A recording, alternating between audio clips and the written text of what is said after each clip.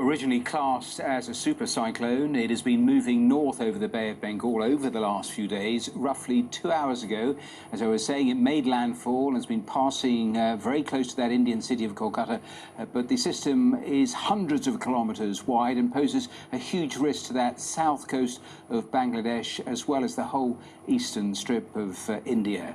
Now, we had been hoping to speak to a guest from Save the Children in Kolkata, but sadly a power failure has prevented that. But let's speak to Devendra Tak, who joins us from Delhi. And thank you so much for being here with us. What are your colleagues on the ground telling you? Well, of course, we are all prepared to begin assessment as soon as we can, and hopefully by tomorrow.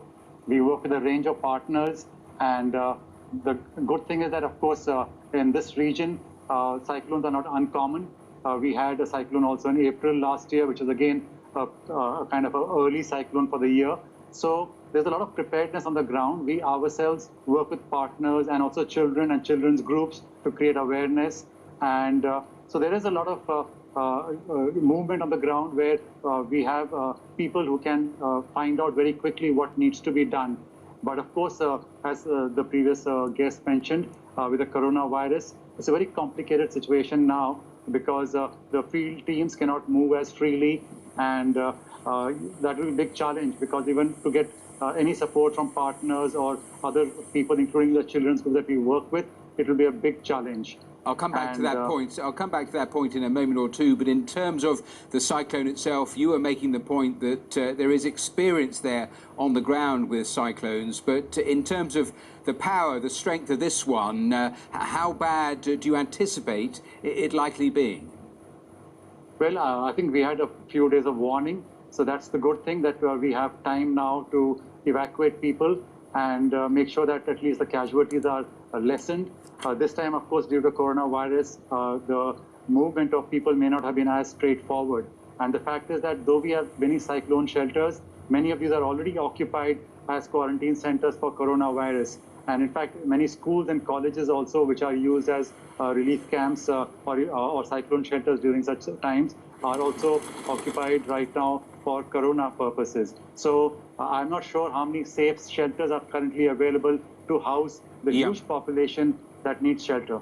And what do you assess are the biggest risks ahead in the coming days? And in terms of coronavirus and shelters and the close proximity of people, have you just had to give up on social distancing?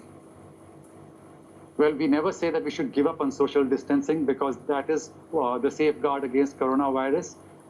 So we have to maintain social distancing. But of course, when it comes to the last-ditch efforts and you have to do something to save someone's life, then I guess we will take apply one's logic. But at this point of time, coronavirus situation is, of course, daunting in terms of enabling relief work on the ground. But we are hopeful that with the experience that is there in this area, that we can, not only in India, but also in Bangladesh, mount a quick response to reach those who need help the most quickly, and serve those who are the hardest to reach, because they are the ones who need support the most. And children are the most vulnerable, I might add, because they depend on others to support them, and they have specific needs. So Save the Children is well prepared to tackle the challenges ahead, but the landfall is just the beginning of the work that needs to be done. Right, Devendra Tak, perhaps we'll talk again in the coming hours, but thanks very much.